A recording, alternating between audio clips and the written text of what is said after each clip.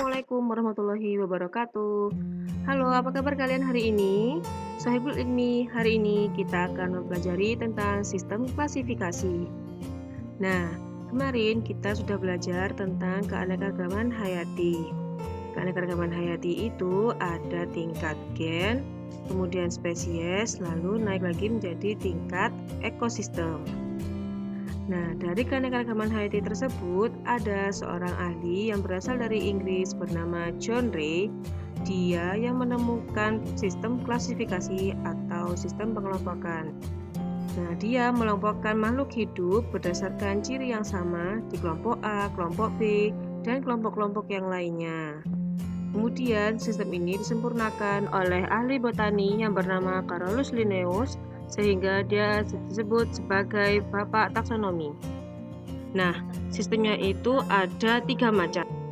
Yang pertama, kita akan bahas tentang sistem klasifikasi buatan. Sistem buatan ini klasifikasinya berdasarkan dari apa yang nampak dan sesuai dengan kehendak manusia. Contoh nih, kita lagi jalan-jalan di sawah. Sawah itu ternyata banyak banget tumbuhan-tumbuhan. Nah, manusia ini mengklasifikasikannya menjadi misalnya tumbuhan yang berbentuk seperti herba, kemudian tumbuhan perdu, kemudian ada tumbuhan yang bentuknya seperti pohon. Kemudian kita bahas yang kedua, yaitu sistem alami. Pengelompokan sistem alami ini berdasarkan dari apa yang terjadi di alam. Jadi kalau pengelompokannya seperti burung adalah hewan yang bersayap, atau ikan adalah hewan yang bersisik. Itu adalah suatu pengelompokan secara alami. Nah, semakin bertambahnya zaman, maka ada sistem pengelompokannya, yaitu sistem filogenetik. Sistem filogenetik ini berdasarkan dari kekerabatan atau nenek moyang suatu makhluk hidup menjadi makhluk hidup yang seperti yang sekarang.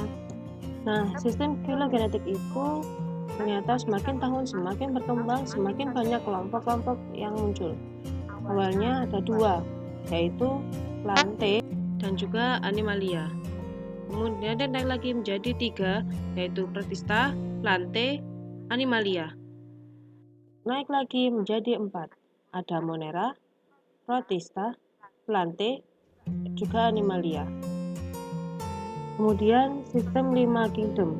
5 kingdom ini yaitu ada Monera, Protista, Fungi, Plantae, dan juga Animalia. Dan terakhir, ini yang terbaru, yaitu ada 6 sistem kingdom, yaitu Monera, Protista, Virus, Fungi, Plantae, Animalia.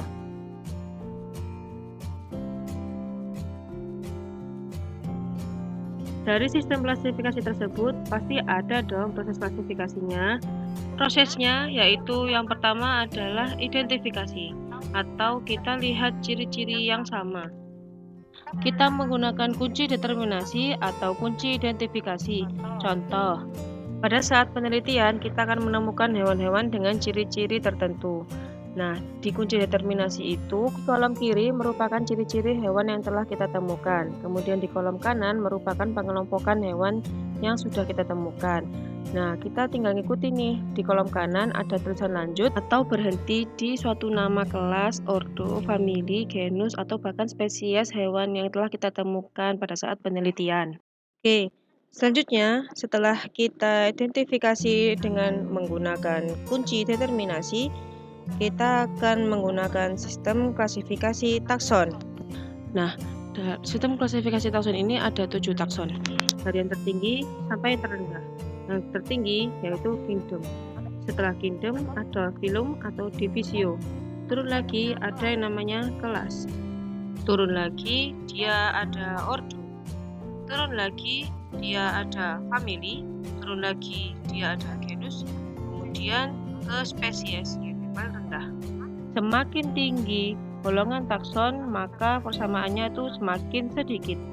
Tapi kalau semakin tinggi juga, dia punya anggotanya semakin banyak.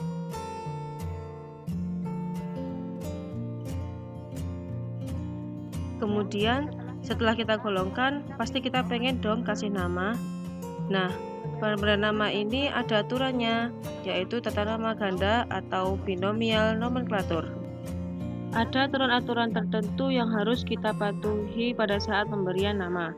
Yang pertama, spesies atau makhluk hidup itu dia diberi nama hanya terbatas 2 kata saja. Kata yang pertama menunjukkan genus, dan di awal kata itu harus memakai huruf kapital. Kata yang kedua itu adalah spesies. Nah, spesies ini menggunakan huruf kecil semua. Kemudian tata nama ini harus ditulis berbeda. Misal diberi huruf miring atau digunakan garis bawah. Nah, penamaan juga harus menggunakan bahasa Latin atau bahasa yang dilatinkan. Misal pada Babirusa itu nama yang kita kenal yaitu Babirusa. Tapi ketika menjadi Latin maka tulisannya seperti ini, Babirusa, Babirusa. Seperti itu. Ada yang spesiesnya khusus nih, ada 3 kata. Yang pertama itu genus, yang kedua spesies, ketiga adalah subspesies. Jika menemukan makhluk hidup, pada penamaannya sang penemu menuliskan inisial pada makhluk hidup tersebut.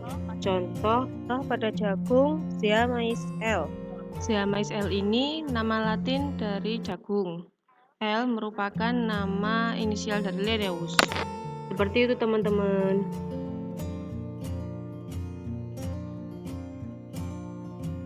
Setelah kita mengidentifikasi, kemudian kita klasifikasikan sesuai dengan takson, kita bisa membuat sebuah kladogram. Kladogram adalah diagram bercabang yang setiap titik cabangnya merupakan spesies-spesies yang berbeda. Tujuannya apa? Ketika kita memperinci makhluk hidup ini, maka kita akan tahu ciri-ciri dari nenek moyang dari hewan yang memiliki ciri-ciri yang paling lengkap. Semoga nanti kalian bisa lebih paham ya apa itu klasifikasi, bagaimana cara klasifikasi, dan bagaimana cara memberi nama pada makhluk hidup yang baru kita temukan. Baik, sekian video hari ini. Kitabul Ilmi, tetap semangat untuk belajar di rumah, dan semoga video ini bermanfaat dan kita akan bertemu di video selanjutnya di bab yang lebih seru lagi. Wassalamualaikum warahmatullahi wabarakatuh. Tulis pertanyaanmu di kolom komentar ya. Like, comment, dan subscribe.